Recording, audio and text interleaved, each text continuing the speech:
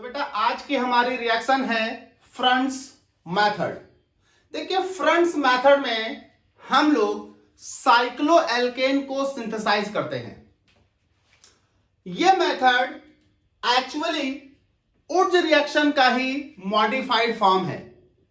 हम इसे इंट्रामॉलिक्यूलर उर्ज रिएक्शन कह सकते हैं या इंट्रामॉलिक्यूलर फ्रैंकलैंड रिएक्शन भी कह सकते हैं, क्योंकि उर्ज रिएक्शन और फ्रैंकलैंड मेथड दोनों एक ही जैसे थे। अंतर था सोडियम और जिंक का। और फ्रंट्स मेथड में हम सोडियम भी इस्तेमाल कर सकते हैं, जिंक भी इस्तेमाल कर सकते हैं। अगर सोडियम इस्तेमाल करते हैं तो वो उर्ज रिएक्शन का मॉडिफाइड बन जाता है, अगर जिंक इस्तेमाल करते तो वो फ्रैंकलैंड मेथड का मॉडिफाइड फॉर्म बन जाता है। इसलिए हम लोग फ्रंट्स मेथड को उन दोनों का मॉडिफाइड फॉर्म कह सकते हैं। बड़ी इंपॉर्टेंट रिएक्शन है साइक्लोएल्केन को बनाने की। तो देखते करते क्या है, यहां पर हम लोग डाई हैलाइड लेते हैं, एक डाई हैलाइड लेते हैं। बेटा डाई हैलाइड कई तरह की होती हैं। एक होती है जेमिनल डाई हैलाइड जिसमें एक ही कार्बन पर दो हैलोजन लगे हों। एक होती है विशिनल डाइहैलाइड जिसमें एडजेसेंट कार्बन पर दो हैलोजन लगे हों। और एक होती है टर्मिनल डाइहैलाइड जिसमें सेम कार्बन और एडजेसेंट कार्बन को छोड़कर बाकी कहीं पर भी हैलोजन लगे हों। इन्हें हम ऐसे भी बोल सकते हैं अल्फा अल्फा डाइहैलाइड, अल्फा बीटा डाइहैलाइड, और टर्मिनल को हम लोग बोलते हैं अल्फा ओमेगा डाइहैलाइड। तो यहां पर हम लोग एक अल्फा ओमेगा डाइहैलाइड लेते हैं, मतलब एडजेसेंट कार्बन और सेम कार्बन को छोड़कर बाकी कहीं पर भी आप हैलोजन लगा लें।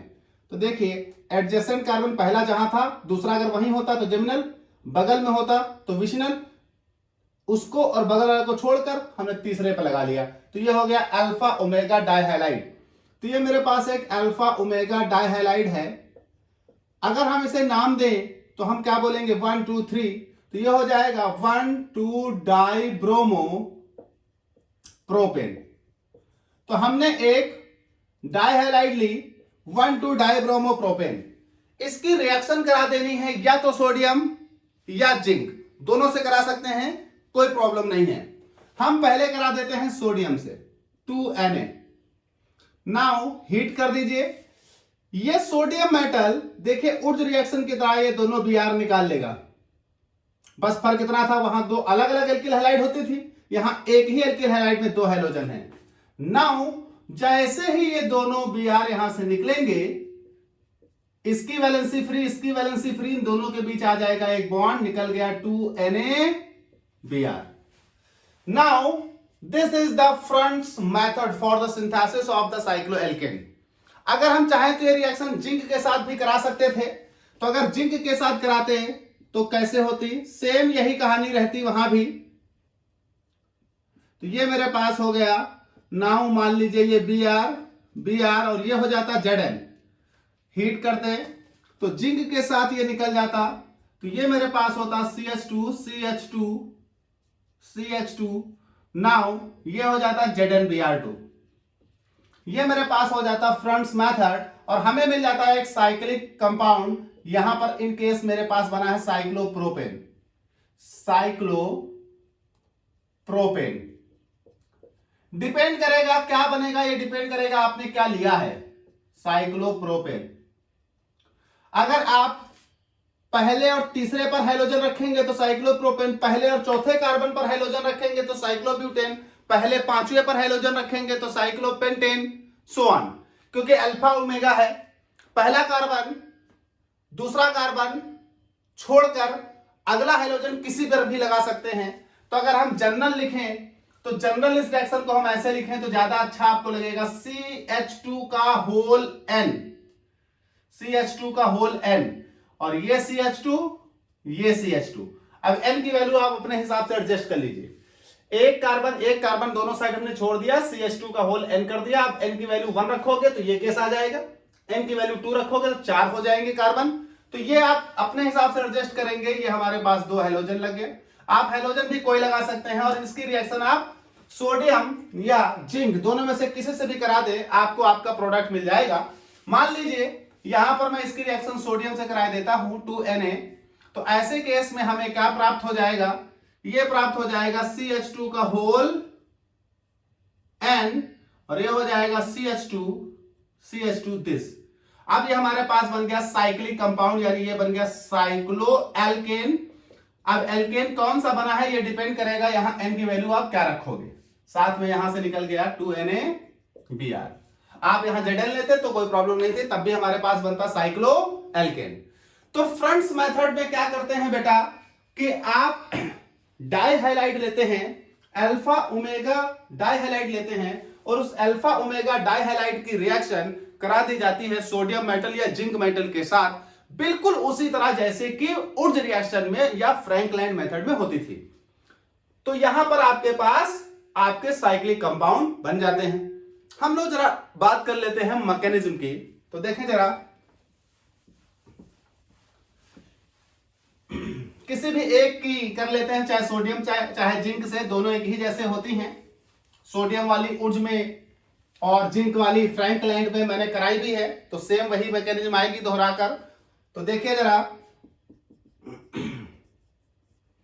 ये मेरे पास दो सोडियम है, सोडियम लॉस करेगा इलेक्ट्रॉन, एक सोडियम लॉस करेगा एक इलेक्ट्रॉन, दूसरा सोडियम लॉस करेगा दूसरा इलेक्ट्रॉन, तो यहां दो सोडियम तो 2Na प्लस 2 इलेक्ट्रॉन। नाउ ये आपके पास एल्किल हैलाइड है, यहां पर हम साइक्लिक कंपाउंड बना रहे हैं तो डाई एल्किल हैलाइड है, मतलब डाइहैलाइड। ये मेरे पास आया 2Na प्लस और 2 इलेक्ट्रॉन। नाउ जरा गौर करिए, ये बॉन्ड टूटेगा, CH2Br का बॉन्ड टूटेगा, इनकी इलेक्ट्रोनेगेटिविटी ज्यादा, यहां आएगा माइनस, यहां आएगा प्लस। ये Br यहां से एक Na लेगा, और जैसे ये Br यहां से एक Na लेगा, ये निकल जाएगा NaBr। इस कार्बन पर प्लस आया बेटा, इस कार्बन के प्लस को ये 2 इलेक्ट्रॉन मिलेंगे, और जैसे इस कार्बन के प्लस को ये 2 इलेक्ट्रॉन मिलेंगे, किसी भी पॉजिटिव को 2 इलेक्ट्रॉन दे दो वो निगेटिव हो जाता है, और उस निगेटिव पर एक सोडियम, क्योंकि 2 लिए थे, एक Br के साथ गया एक इनके साथ, तो ये बन जाएगा now this CH2 negative Na plus, now this is CH2Br। तो ये मेरे पास एक इंटरमीडिएट बनेगा। अब ये अटैक करेगा इस पर, ये निगेटिव अटैक करेगा इस पर, निकल जाएगा Br सोडियम के साथ। तो अगले स्टेप में देखें, अगले स्टेप में क्या होगा,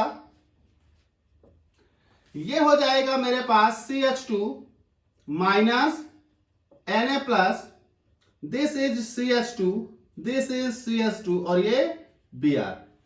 बेटा क्या होगा, बॉन्ड टूटेगा, यहां आएगा माइनस, यहां आएगा प्लस, और जैसे यहां प्लस आएगा यहां आएगा माइनस। जो इस कार्बन का नेगेटिव है ये अटैक कर देगा इनके ऊपर, और ये नेगेटिव इन पर अटैक करेगा, यहां बनेगी रिंग दिस, और ये निकल जाएगा NaBr। तो ये मेरे पास हुआ CH2 और CH2, ये हो गया रिंग, ये यहां बॉन्ड, और ये निकल गया NaBr। तो ये मेरे पास हो जाती है mechanism of the fronts method. अगर जिंक के साथ कराते तो वही कहानी जो हमने फ्रैंकलैंड में जैसे की है वैसे ही यहां पर जिंक वाली भी हो जाती। तो ये हमारे पास फ्रंट्स मेथड हो गया, साइक्लोएल्केन बनाते हैं इस मेथड से।